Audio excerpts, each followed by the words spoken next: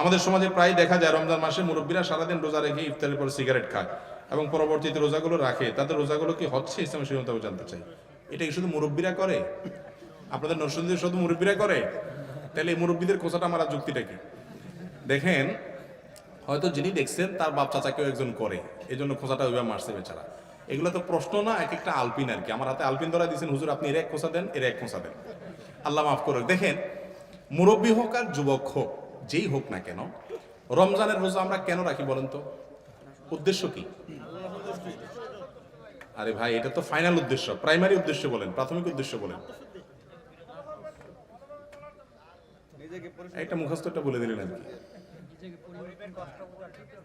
ভাই দেখেন, যে কোনো ইবাদতের একটা আছে ফাইনাল টার্গেট, একটা আছে প্রাইমারি টার্গেট। আমরা ওযু করি কেন?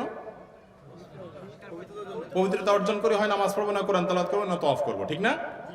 এর ফাইনাল টার্গেট হলো আল্লাহর সন্তুষ্টি। তো রমজানের রোজারও একটা প্রাইমারি টার্গেট আছে, একটা ফাইনাল টার্গেট আছে, একটা প্রাথমিক উদ্দেশ্য আছে, একটা চূড়ান্ত লক্ষ্য আছে। রোজার প্রাথমিক লক্ষ্য জানেন না 90-95% রোজাদার। রোজার প্রাথমিক উদ্দেশ্য আল্লাহ কোরআনে বলেছেন, কুতিবা আলাইকুমুস সিয়াম কামা কুতিবা আলাল লাযিনা মিন ক্বাবলিকুম লাআল্লাকুম তাত্তাকুন। তোমাদের উপরে সিয়াম ফরজ করা হয়েছে, তোমাদের পূর্ববর্তীদের উপরে ফরজ করা হয়েছে যেন তোমরা মুত্তাকি হতে পারো। তাহলে রোজার উদ্দেশ্য কি হওয়া? মুত্তাকি কাকে বলে?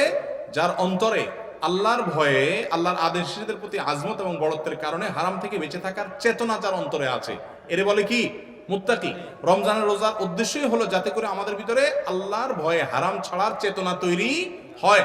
কেউ রমজান মাসে রোজা রাখলো, কিন্তু তার ভিতরে আল্লাহর নিষিদ্ধ কাজ না করার যে চেতনা, এটা তার মধ্যে তৈরি হলো না, এটা সে নাথিং মনে করে, হারাম কাজ সে তার আগের মতোই করে, তাহলে এই ব্যক্তির রোজার প্রাথমিক উদ্দেশ্য সফল হলো না। আর প্রাথমিক উদ্দেশ্য যদি কোনো ইবাদত সফল না হয়, চূড়ান্ত উদ্দেশ্য সফল হবে না। এই জন্য রমজানে রোজা রেখে যদি আপনি বিড়ি সিগারেট খান, খারাপ কাজ করেন, শুধু বিড়ি সিগারেট কেন, অনেক ঘুষখোর আছে, আমি শুনছি যে ড্রয়ার খুলা ওই ঘুষ দাতাকে বলে, ভাই এখানে রেখে দেন, রোজা আছি তো ইফতারের পরে নেব।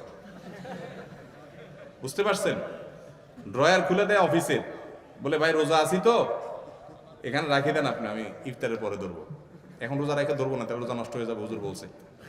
বুঝতে পারছেন কথা? তো এই টাইপের তাকওয়া যদি হয়, আপনি দিন ধরে রোজা রাখলেন, সন্ধ্যার পরে আপনি রেলগাড়ির দোয়ার মতো আপনি একটার পর একটা ছাড়তে থাকলেন বিড়ি সিগারেট খায়, ভাইরা আমার, তাহলে আপনার রোজার উদ্দেশ্য হাসিল হয় নাই।